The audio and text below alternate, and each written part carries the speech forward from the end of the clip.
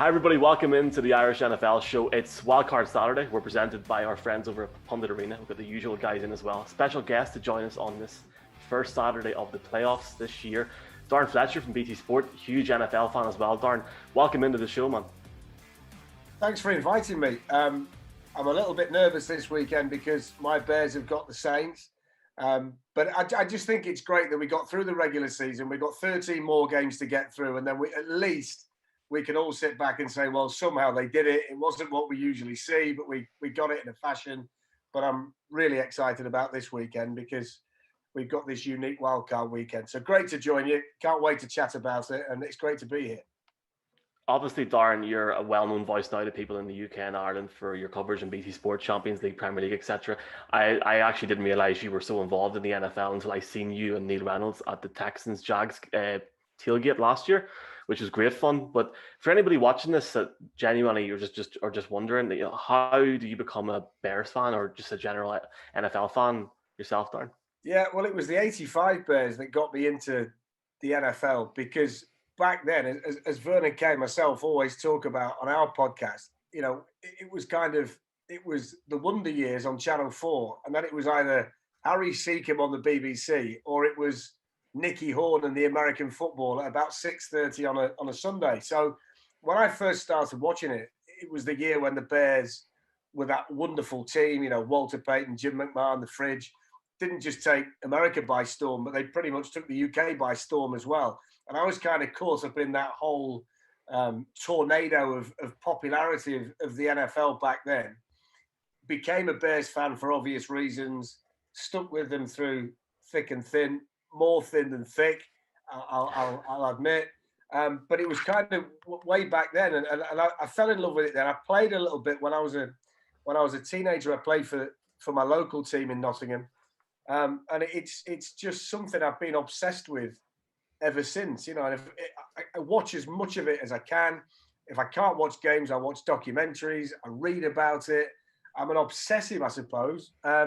And I'm very fortunate now that I get to be a little bit of a part of it. I've commentated on Super Bowls, worked for the NFL when the international series games are here. So from my perspective, I feel really fortunate, but it's a sport really close to my heart and something that I love to be involved in and love to watch.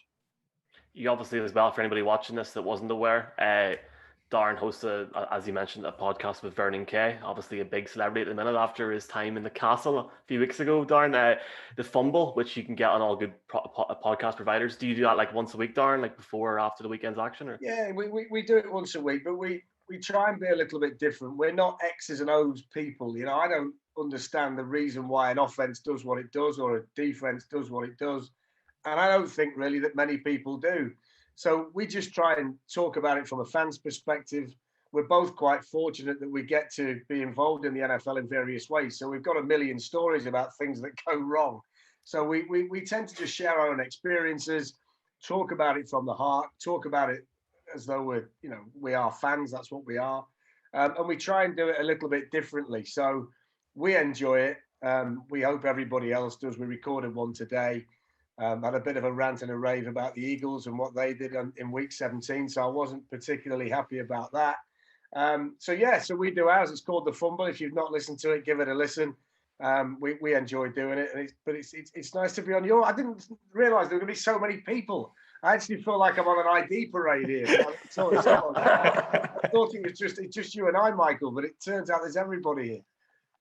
It's good crack, and I'll tell you what, you've definitely hit the right buttons here with Brian. He's a big Giants fan, and he's delighted what you said about the Eagles there. He hasn't stopped talking about it all week. Seriously, talking more like ranting. Well, it's a disgrace. How on earth can you get all the way through the season like that, and then with pretty much a quarter to go, you then decide that you don't now need to win, and that you've got to give a quarterback who's never really going to see the field in the NFL. Let's be honest. This is not the guy they think might be the future next year. This is a backup who probably won't even be on the roster.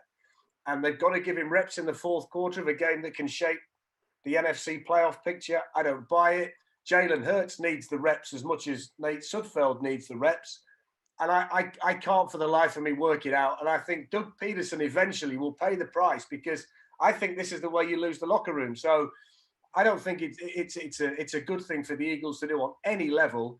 I feel for Giants fans because it was an awful way to be eliminated. And I think the NFL need to look at it because a league that's all about competitive balance and all about parity and all about making the bad teams better and the better teams worse. How on earth can you essentially throw a game like that with a few minutes to go? It's a disgrace. Yeah, but Darren, the problem is if the league look at it, then the league have to have a rule that means the Steelers can't sit Ben Roethlisberger in Week 17 and the Chiefs can't sit Patrick Mahomes in Week 17, which as a fan is great because we'd love to see them play, but it's going to be enforcing the unenforceable, I feel. I'm with you. I don't like it. We quoted John Madden's words to Tom Coughlin after the 2007 Giants did play to win in Week 17 when they didn't have to against the previously undefeated Patriots. But it's unfortunately going to be one of those things. Tanking in the NBA still goes on as well.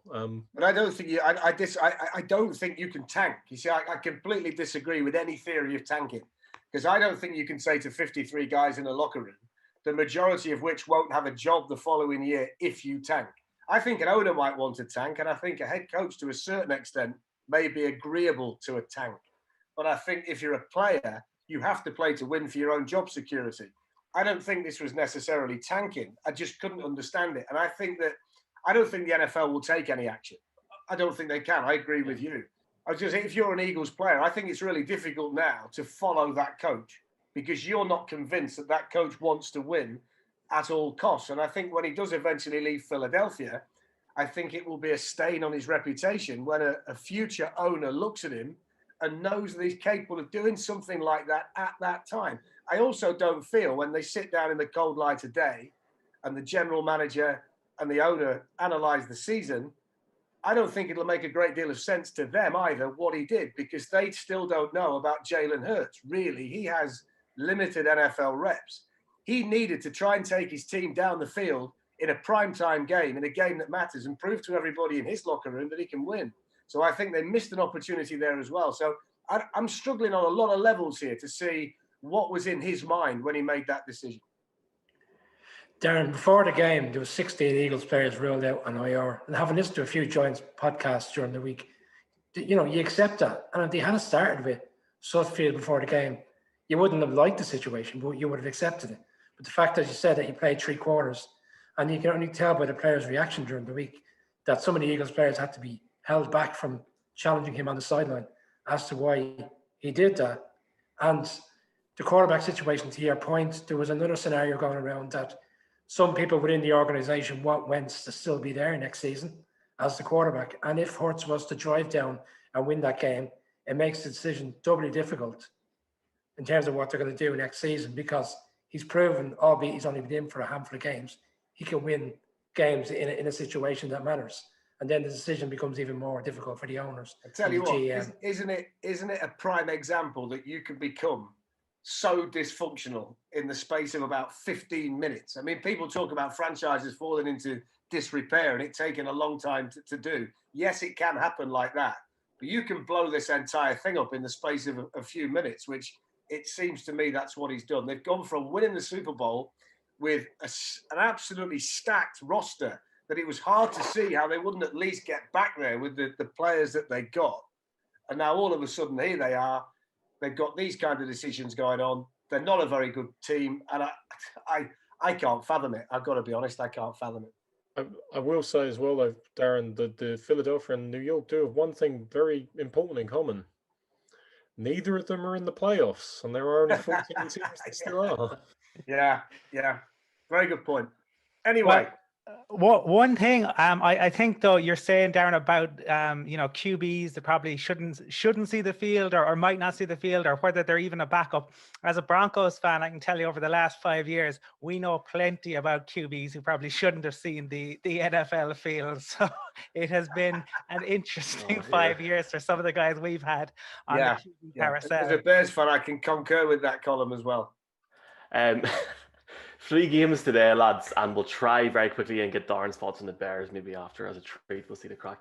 I would love Darren to talk about the FA Cup all day, but we can't. Massive game, massive day in the NFL. There is FA Cup football on during that, which we'll not talk about. But the first game is an absolute beezer. We got the Colts going to Buffalo the Buffalo Bills, who haven't been hyped since the 80s and 90s like this. Unbelievable. Josh Allen sitting on 37 passing touchdowns, over nearly 5,000 total yards for the season. We're going to start with you, Darren, this week. So you're our special guest. Just your thoughts on this game, maybe your thoughts on Josh Allen as well. Who is going to win this game and why, Darren? Well, I won't see this because while this is on, you talk about the FA Cup, I'll be commentating on Manchester United against Watford while this is actually taking place. So I should be back in the car for the next one. So this is the one out of the 6 this weekend that I won't get to see. I think this will be a closer game than maybe it looks on paper. And I say that because there are a few factors here that I think have to be taken into account. Josh Allen's had a wonderful season. But as we've seen many, many times before, the pressure goes up another level when you get to the playoffs. And he's in a city that is desperate to win a playoff game. This is something that Josh Allen's never experienced before to this level. So he's got to show that he can cope with that. If he is slightly off, he's up against the defense that has shown during the course of 16 regular season games they can take the ball away. I think the biggest thing in the Bills' favour, though, is the fact that Philip Rivers historically doesn't play too well in the cold. It's going to be freezing. I think it gives the Bills a big advantage. They're a little bit better, the Colts, because T.Y. Hilton's healthy and Jonathan Taylor now looks to be a really key piece of the offense. But I think the Bills are going to win it. I don't quite buy the hype that they're real challengers to the Chiefs. I don't quite think they're there yet. And I certainly don't think that they're quite there with Baltimore. We'll maybe talk about that a little bit later on. But I like the Bills to win it, but I don't think they'll run away with it. And I think had this not been in a place that's going to be as cold as Buffalo will be, then Rivers might have a bit more of a chance to make it even closer. But Buffalo, for me, for the reasons I've just explained. Colin, are you on the Bills wagon now? The Broncos are right, yeah? I'm certainly on the Bills wagon for this because Philip Rivers has had a very good season, but he hasn't had a good last couple of weeks. So he's not coming into this hot. And the Bills defense have found their way over the course of the season. They've gotten better as time has gone on. The Colts are very good against the run. Their problem is the Bills only use the run to set up play action. And the Colts are prone to giving up big plays. And when you have Stephon Diggs and you have Josh Allen in the type of form that they're in, I can see that being an issue for the Colts. If you're a Colts fan and you're looking for, I suppose, some hope, as Darren has highlighted, they are good at takeaways. So Allen will need to be accurate. But for me, I just think that the Bills have too much. They're really good on third down conversions, which going into the playoffs is going to make a difference. They will have to contain Jonathan Taylor, who absolutely went off last week. But I think between Diggs and Cole Beasley, they're going to give the Colts too many problems, and the Bills to win for me. Yeah, Darren touched on in terms of the pressure for the Bills to win this playoff game. It's their first home playoff game in 25 years, such a long time. And in fact, the quarterback in around that time was actually the Colts head coach, Frank Reich. So there's a story underneath the radar there that people haven't discussed, the fact that he's gone back to Buffalo. I actually don't think this is a game the Bills would have wanted. The Colts offensively are averaging 28 to 29 points a game on their travels. And whilst River hasn't played well, he stood up reasonably well in away games, which is quite surprising, bearing in mind his age. And, you know, we question whether he was good enough this season to lead the Colts to the playoffs. You've got 32 points on average for every game Bills have played at home. I see a high-scoring game. I can see it being really tight. I think it'll come down to the fourth quarter, but I do think the Bills will pull away slightly towards the end to win. But I do see a high-scoring game on both sides. Yeah, this is a funny game. First of all, we talk about the quarterbacks. Both of them have really a lot to prove for their legacies. You know, Philip Rivers has never really got it done in the playoffs. He's lost with great teams, with LT, the Chargers LT, not your Giants LT, Brian. Obviously, they're with him. And he's always been the nearly man. I mean, you think about that 2004 QB draft class. You know, Roethlisberger's got 2 rings. Eli Manning's got 2 rings. Philip Rivers, never even seen a Super Bowl. And Josh Allen hasn't had an amazing season. He's bounced back superbly. But the memories of that wildcard team last year, that wildcard side and that horrendous display last season, still run strong. So The Bills need to show up. They need to show they've got the playoff performances in them. They need to prove that the regular season has not been a fluke. I mean, let's be honest. Everyone, and Darren, you alluded to it, everyone is picking the Bills on this, and everyone's saying the Chiefs and the Packers are going to run the table. If it was all so easy, we wouldn't even play the games. You know, we wouldn't have had the Redskins. You mentioned your Bears. They beat the Bears as defending champions in '86 when they were 14-2. The Redskins knocked them out. The Pats in 2010, 14-2, lost to the Jags. The Jags beat the Broncos back in '96 when Elway thought he was going to make it happen. And the Packers, whether it's Vic at Lambeau, the Giants in 2011, there are always these great sides that look like a juggernaut during the regular season and that fall at this first hurdle. The Bills, in their last few games, have definitely been a juggernaut. If we ignore the Hail Murray game, I nearly got sick when I said that, sorry. If we ignore that, you have to go back to the 1st of November when they played the Pats to find the last time that they didn't beat a team by at least 10 points. So they are the class act. They are on fire. They are driving forces. I would personally, Darren, rank them above the Ravens in terms of their chances. I'd love to say they're going to lose, but it's difficult for me to see. Beasley's just coming back from injury. Obviously, he hasn't been there. That adds a new dynamic to them. And the Colts have one key injury to watch out for. Rock Ya-Sing. They're still hoping to play. The Colts this year, what great names. We've got Rodrigo Blankenship kicking, and you've got Rock Ya-Sing in the cornerback. I mean, this is awesome. I do give the caveat about all the upsets that have gone before, but it is very, very hard to see past the Bills from my perspective. I'm going to be very quick on mine. Everybody here, apart from Darren, knows I'm not even a Bills fan. I think this is their year. 100%. This weekend actually marks a month of an anniversary. They have only scored, they scored at least 25 points in each game. They've been a juggernaut the last 2 or 3 games, albeit against mediocre opposition, including the Broncos. Colin, 56 points against Miami last week. Josh Allen, Cole Beasley, Stephon Diggs. I think, honestly, this is going to be the standout game. I think they're going to give it to Indianapolis. I really hope, the only thing I'll say is this, if Indianapolis do lose, I hope Phillip Rivers comes back. I think he deserves another year. But as Peter King said, boys, he thinks the Bills are going to get to the Super Bowl, as he said in the show the other night. So who knows what's going to happen. But time will tell. I'm picking the Bills. Second game is Rams Seahawks. A beezer of a game. Darren, I hope you're back in the car for that. Hopefully, I don't know if there's extra time or penalties in the FA Cup. But who knows what's going to happen there. But that's a huge game. Obviously, we're not sure as of the time of recording, Darren, who the quarterback is for the Rams. What's your thoughts on this game, and who do you think will win? This could be 10-7 either way, because they both forgot how to score points. If Jared Goff plays, I mean, I can't see how you can throw the ball effectively in the NFL with a broken thumb that's just been mended. So I don't put a great deal of stock in the Jared Goff situation. The Rams defense has been impressive this year. I can't work out why Leonard Floyd didn't play the way he's played for the Rams when he was in Chicago, because otherwise they wouldn't have blown the bank on Robert Quinn. That's a side issue. I like Russell Wilson in this situation. I think sometimes when you see a game that's close like this one is, you look at the key position on the field. I know what I'm going to get from Russell Wilson. When the light shines bright, he plays his best football. I think that's what he's going to do this weekend. They're playing at home. And I just like Seattle. I can see them being slowed down because I think the Seattle offense has forgotten how to put points on the board recently, which ordinarily you would say would count against them. But I think when you're talking about Jared Goff with a mended thumb, or the other fella, who I've forgotten what his name is already, going into the playoffs against Russell Wilson, Pete Carroll, DK Metcalf in Seattle, it's a Seattle win relatively comfortably, and the Rams go home after one game. Yeah, for me, it's a game of two defenses. I mean, the Rams defense has consistently been the number one defense all year. And the first half of the season, the Seahawks defense was terrible, but they've turned it around in the second half of the season. They've got 6 games where they've only conceded 20 points or less. And to your point, Wilson hasn't had to really take the team on his shoulders like he did the first half of the season when the defense was imploding.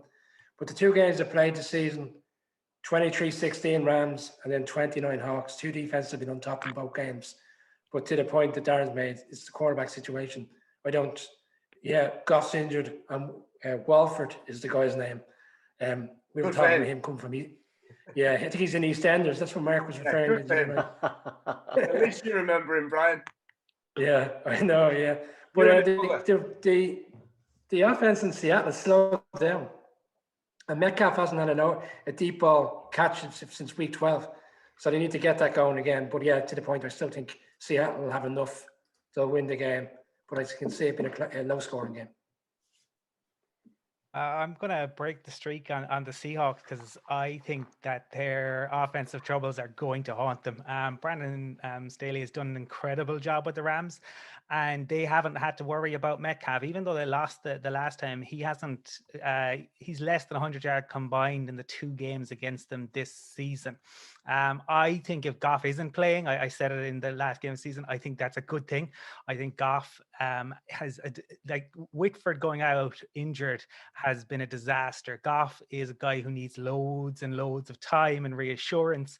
I think having a kind of an almost wild card in there in Wolford would be of benefit.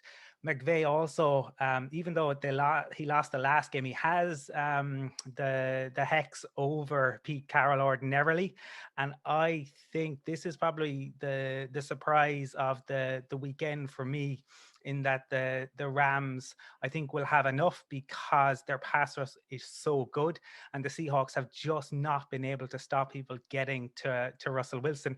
They got to him 6 times in week 10. They got to him 5 times in week 15.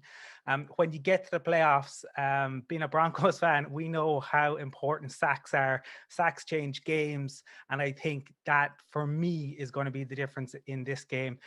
The Rams to win, they mightn't go much further than this, but I think they win against the Seahawks. So, boys, I mean, 2 really interesting coaches really here as well. Both have made playoffs, both made Super Bowls, and obviously Carroll famously won, and Colin loves Pete Carroll so much. It's unreal. But it's funny, actually, I had a negative COVID test today. So, in fact, my chances of participating in Wildcard Sunday have increased exponentially because I'm definitely in the running to be coaching the Browns on Sunday night, the way things are going with that. Look, this particular game, if you like defense, welcome to the playoffs because both teams are for real on defense. The Rams, absolutely. Fewest receiving yards, fewest touchdowns, lowest yards per reception. Do not try to move the ball in the air because also if you try and move the ball in the air, Aaron Donald and his 13.5 sacks will become rushing through that line and, I don't know, turn you into a frog or a mouse or destroy you into the ground, some nasty thing anyway. And the Seahawks defense, they were abysmal at the start of the season. Abysmal. 30 points in the first 4 times in the first 8 games. They were on they're on every bad record, most points conceded in the NFL in history and everything. But they've pulled it back. They found the pass rush. I think the 49ers game was the most they've conceded in their last 6 games. So great to see that they're finding what works for them again. I'm very much in favor of what Darren was saying. Russell Wilson can be the decision maker in this regard. Just escape that Rams defense once. Just get a lead in the first half. God knows you don't want the Rams making second half adjustments because they have shut teams down in 17 or 16 games, 17 weeks of the regular season so far. I disagree with you, Colin, though. I would want Goff back there. Obviously, I don't think he is going to play. Like, he did have actual thumb surgery at the end of December. It's not like, a few stitches and a bit of tape like Brady had against the Jags a few years ago. This is pretty serious stuff. So I think Wolford won't have enough. I think the Seahawks defense will be there or thereabouts. And the Rams, even though they've won 6 of the last 7 games against the Seahawks, will just not have enough, even with their awesome defense. And the Hawks will win it. Could be a day. It could be a very, very bad day for Walford. Cue the EastEnders music. Look, Jalen Ramsey has held DK Metcalf to 11 yards, one receiving this year so far. Aaron Donald could have a day, but the reality is, and I agree with Darren, as much as I think that the Rams defense will come up strong, it takes only a couple of opportunities for Russell Wilson. He can run, he can pass, he can do whatever he wants. And I think it'll be a low-scoring game. As of the time of this recording, it's not Saturday morning, folks. We're not going to be that harsh and make Darren sit here on Saturday morning when he's got work. But seriously, though, as of this time of recording, he is practicing, albeit very slightly. So who knows what will happen? I think it's madness to play golf. even if it is a playoff game. That could get worse if it does happen in that sense. I think the Seahawks win by a touchdown, and that leads us to our final game. We're almost there, Darren. Don't know how much you love Tom Brady now. Obviously, as a Bears fan, I personally hate him. I love your reaction. Fantastic. The Bucks, Darren. Obviously, I think like Adam Schefter tweeted this out. Now, please correct me if I'm wrong, boys. The first time Tom Brady goes to another stadium in his career for Wild Card Weekend, ever. The Bucks at Washington. It's the early game on Sunday morning. We're all on lockdown, so it's nice all the same. Are you working on Sunday, Darren, as well? No, are you going to get a chance to watch Saturday, this? Just Saturday. Just Saturday. What's your thoughts, man, ahead of this? I think this is easy. It's a Buccaneers blowout. There's no way that the Washington football team can even think about living with Brady for a quarter, let alone 4. It's the Buccaneers by a landslide. Washington aren't good enough to be in the playoffs, in my opinion. They've got in there because the division is so poor.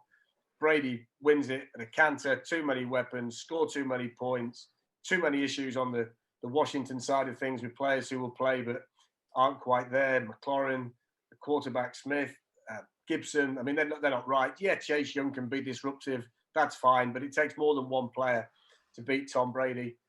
I think they could win this by as many as 3 touchdowns. I think it's an absolute blowout for Tampa, who march on, and we kind of put Washington's playoff run down to experience. Yeah, well, I don't see it as a blowout, but I do think it'll be a comfortable win for the Bucks. I think defensively, Washington are stacked. They've got more players than Chase Young. There's a few other players there that can do damage. Montez Sweat, Kerrigan. I think they'll slow the Bucks down for a period of time, but eventually the Bucks will adjust. It's a big game for the Bucks. They haven't been in the playoffs for 15 years.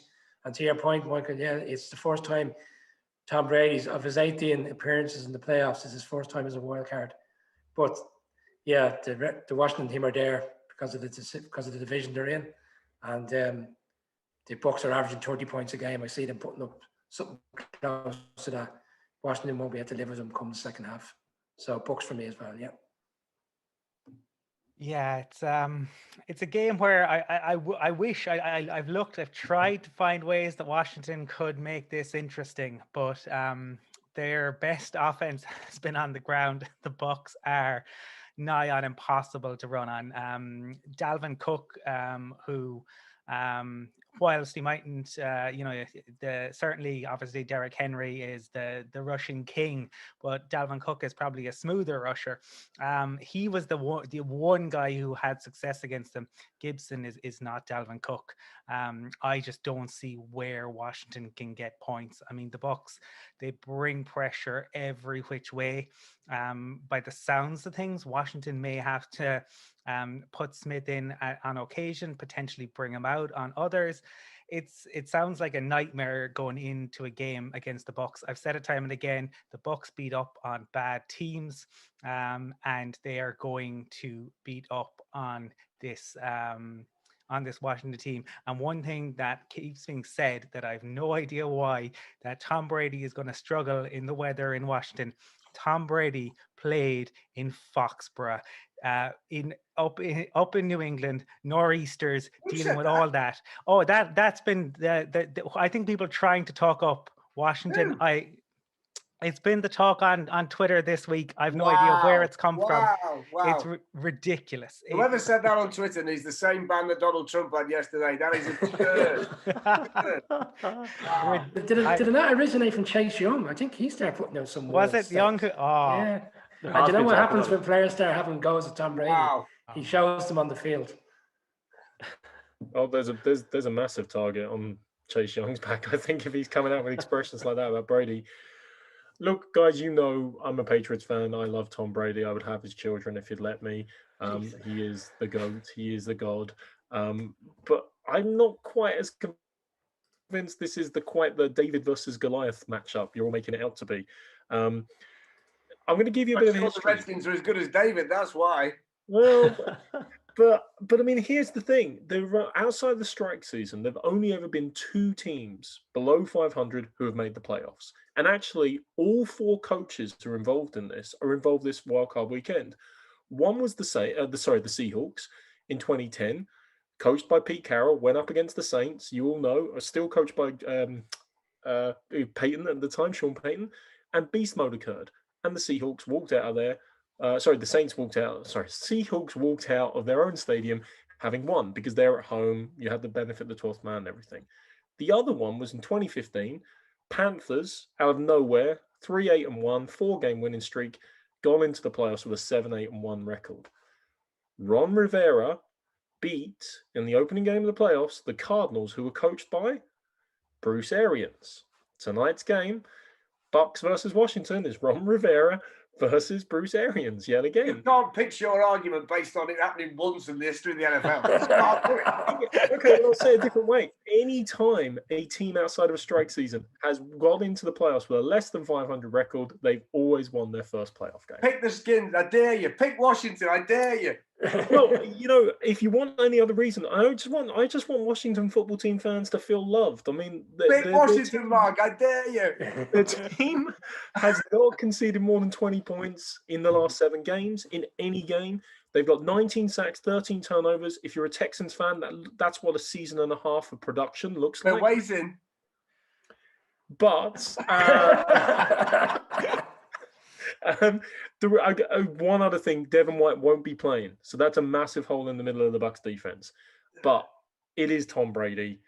He has got Gronk. They've got 12 touchdowns. They're tied with Montana and Rice for the most in postseason history. They'll break that record.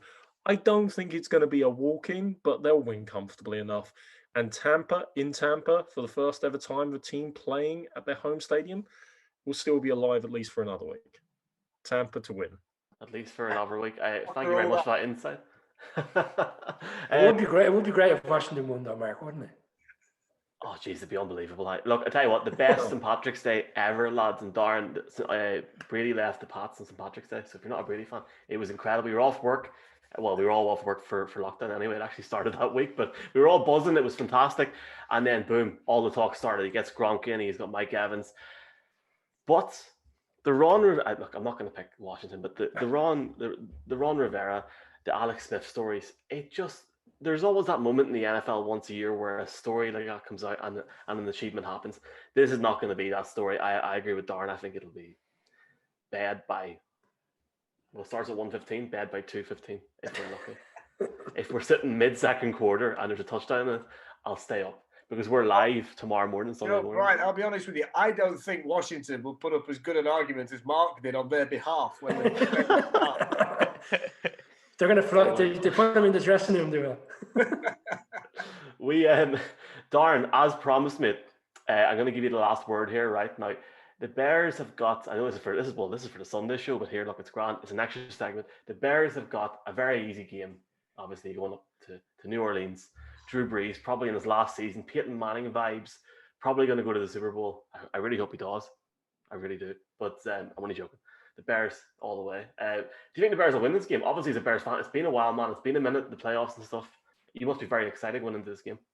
Yeah, I am and I'm not, because I kind of looked at it and I'd convinced myself in my mind when the skid started that they wouldn't win another game. And then at that stage, we get a decent draft pick and we might get a quarterback and we get a new general manager and a new coach and they might start to make good decisions. And I think the run they've got on at the end of the season saved Matt Nagy, probably saved Ryan Pace, might mean that Trubisky comes back for another year. And so they're going to be 7-9, 8-8, 9-7 next year. We know that that's what this team is with those individuals. Big worry for me is if they went in there on Sunday with the defense that started the season, I think they'd have a chance. Chuck Pagano, I think, has to be relieved of his duties at the end of the season because he has a potentially game-changing defense, certainly players on the unit that can change games. They don't sack the quarterback. They don't blitz very often. They don't take the ball away, and that's what the defense is built for. So I don't think necessarily all the players have gone bad overnight, but I certainly feel the way the defense is being asked to play is not to the strength of the unit. I'm not that confident on New Orleans going too deep into the playoffs. I don't see them being strong enough to get past either Green Bay or Tampa Bay in the playoffs. I know that Tampa Bay have lost to the Saints in the regular season, but I think Brady will be a different animal when the playoffs start. And of course, Antonio Brown is a growing influence on that team as well. So I'd like that matchup in Tampa's favor. I can actually see a way where Chicago do win. I think they've got to run the ball. I think Nagy's got to forget that he thinks he's a genius, and he's got to put the ball in David Montgomery's hands, and he's got to throw it short, and he's got to roll Trubisky out, and they've got to try and be a little bit clever, but I think they've got to build the offense around the run, and they've got to take the ball away. Breeze is not going to throw it very far. We know that. They've got to bottle up Alvin Kamara. I can see how they can do it. They're a better team than when they met in the regular season. Then again, the Saints possibly are as well. So I think we're one and done. I would have liked us to have finished about 4-12 and bombed everybody out, but we've got this blessed playoff match instead this weekend against the Saints. Another season of mediocrity next year, but I'll still keep the faith, and one day we'll get back there. One day. Darren, can I just ask a very quick question? Because I saw your picks earlier on, and you have the Ravens beating the Chiefs. Yes. What can you give us a quick insight into why you think that is? Well, no, I can't, but that's what I've gone for. No, in all honesty, I made my picks at the start of the year, and I picked the Ravens to beat the Buccaneers back then. So there's a part of me that thinks I've got to stick with it. What I do think from a Baltimore Ravens perspective, and I'm not going to try and pour cold water on the Chiefs because that would be wrong. And I don't think the Chiefs are going to lose because they necessarily do a great deal wrong. But when I look at them, I look at the Ravens now, and I think about the Ravens going into the playoffs last year when they played against the Titans and lost. They had no Mark Andrews then, and they lost Mark Ingram during the game as well. So that was a big factor in the game going the way that it did. I'm a big one in terms of momentum going into a tournament. And we've seen it in the past. We've seen teams not fancied win the Super Bowl. You think about the 2 runs the Giants had. Nobody was really picking them when they went in, and they built the momentum. The Ray Lewis Ravens did the same thing in his last year in the NFL. And I look at this, and I think they're probably playing their best football now, certainly on offense. I think Lamar Jackson now looks as good as he has all season. I think he's throwing the ball significantly better, which I think they have to do. And I think they've got the kind of game plan, and I would say this with Tennessee as well, that if they can get whoever gets through this game, and I would edge with the Ravens obviously to do that, but they've got the method to beat the Chiefs because they can control the clock and they can run the ball and they can keep Mahomes off the field. And I just like the momentum that the Ravens are taking into the playoffs. And I think if they can get through this one, this is the big one for them. If they can get past Tennessee and everything that Derrick Henry is going to throw at them and deal with A.J. Brown and Corey Davis and Ryan Tannehill, etc., I think that's big for them. I also think they've got a defense that's capable of making big plays, potentially game-changing plays. You know, they can sack the quarterback. You spoke earlier what sacks can do in the playoffs. They can do that. They can take the ball away. So I think they've got the kind of team that can go with the Chiefs and give them a game. So that's, I mean, a lot of you guys have talked about history, and I'm quite big on that. It's very hard to repeat as Super Bowl champions as well. And I look at that and I think, are they an all-time great NFL team? They've got an all-time great tight end, and they've got an all-time great quarterback, and they've got a great coach. But are they an all-time great team? And to win 2 Super Bowls, to win it back-to-back is very difficult. So I look at the history element of that and feel that there will be a bump in the road at some stage for Kansas City. And I think the team that's best equipped in the AFC to capitalize on that, if it happens, are the Baltimore Ravens. So that's why I picked them. Darren, it's funny you should say that because we saw a message today. Today's the anniversary when Andy Reid took over the road in Kansas City. And it was 7 years ago. And a particular group said, just where it all began. But yet they've only won 1 Super Bowl in that time. Yeah. Yeah. It's just that thing that I've seen so many great teams in the NFL, teams that I would consider to be on a par with or maybe better than this Kansas City team, who haven't been able to repeat as Super Bowl champions. So it's hard to do. So there's a little bit of, I've got to stick with a preseason prediction now that Baltimore have actually made it. I love the fact that they've had to essentially win out to get in. So they've been playing playoff football for a number of weeks now. And they have got a very explosive team that when it all clicks on any given day, they are a nightmare to play against. And I just feel that they just might have that momentum heading into this playoff tournament in the AFC to really do some damage. I'm probably going to be wrong. It's probably going to be Kansas City. I'll probably get egg on my face. But at least there is a reason behind my madness, which you'll be pleased to hear. Darren, look, mate, and everybody watching, if anybody wants to laugh, Sunday morning, tomorrow morning, Titans, Ravens, Saints, Bears, Steelers, Browns. I'm going to stay up all night and watch the Bucs game. We're going to be live at 9 a.m. if you want to look at my tired face. Darren, really, really quickly before we go, man, last thing. I only thought about it there now. We've seen you and Maka in Lisbon in August, sitting in an empty stadium, literally on the seats, commentating in an empty stadium, and you're still doing so now today, obviously at Old Trafford. You've seen the players that's playing there. What is the atmosphere like in an empty stadium, and do you think it makes a massive difference even in the NFL and all that? I wasn't sure. When it first started, we first started doing the games behind closed doors, the tempo of the game was different. It was like a training match. And gradually over the period of weeks, the players got used to doing that. And I just thought, well, it's okay now that the status quo returns. They're used to it. Any issues gone. I then commentated with Steve a couple of weeks ago at Goodison Park, and Everton played Chelsea. And there were 2,000 fans in there, 1,500 in the Gladys Street behind the goal away to our right. And all of a sudden, we commentated without the fake crowd noise. And whenever the players looked at that end, they were looking into the eyes of people who had paid for tickets to be there. And it made the Everton players more accountable. And they dug in and got a win against Chelsea that I don't think they would have got had those people not been there. It had a massive impact. And then we saw Fulham do something similar with supporters in against Liverpool. So I think it has a massive bearing. And I think it will affect teams in the playoffs. Chicago going into a Superdome with 3,000 fans is no issue. Chicago going into a full Superdome, forget it. It tips the balance completely that way. You think about Seattle and the 12th man. It's a different ballgame, completely different. It's an entirely different scenario. I was chatting to Jack Crawford a couple of weeks ago for my 5 Live program. And he was saying it. He said, we don't mind playing on the road. He said, it's easy. He said, the dimensions of the field are the same. Once we walk out there now, there is nothing to trouble us. We can hear everything we need to hear. The communication is no issue for anybody. So he said now, being a road team or a home team doesn't make a blind bit of difference. So I think that, sometimes we would look at teams that are going into the playoffs and say, well, they're a good home team. They've got home field. That'll be big for them. I think where you will get the advantage this year is teams with the weather. So if the Saints have got to go and play the Packers in Lambeau in the snow, it's going to be a big problem for them, etc.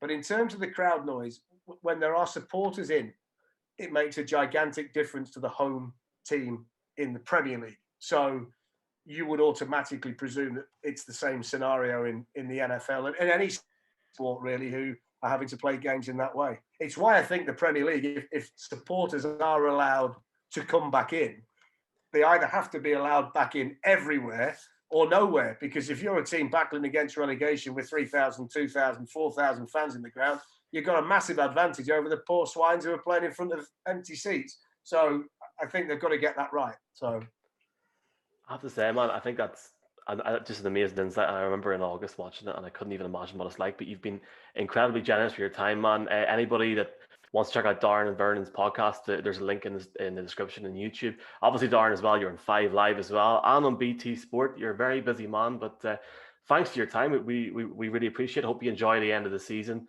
You're welcome on any time, man, and thanks very much. I'd love to come back on. I've really enjoyed it.